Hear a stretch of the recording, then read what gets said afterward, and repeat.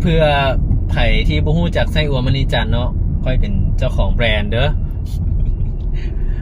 เขาก็มีวางขายแล้วในช่างมาดแล้วก็วิ่งมาดทุกสาขามื้อนี้เขาก็พาพรีเซนเตอร์เฮาวันไปเช็คเบิงไส้อั่วของเฮาอยู่ในมื้อนี้เขาไปสร้างมาดสาขาผักซันเดี๋ยวไปฮอดแล้วสิถ่าย ครับเบิ่งนำกันทุกคน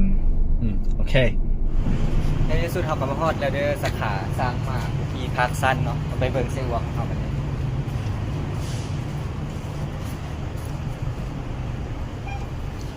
มาด้านนี้เลยครับนี่เป็นใส่อัวสูตรมณีจันทร์เนาะเป็นสินค้าของพวกเราเองเนาะคอยกับเป็นพรีเซนเตอร์ของเส้นวัวมณีจันทร์เองตัวนี้น้ำหนัก250 กรัมเด้อช่วงนี้เขามีโปรโมชั่นซื้อ2แถม1เนาะสามารถซื้อได้อยู่ที่ซังมาร์ทและ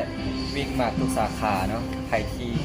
การไปการมาก็อย่าลืมแวะซื้อเด้อรับประกันความแซ่บเนาะ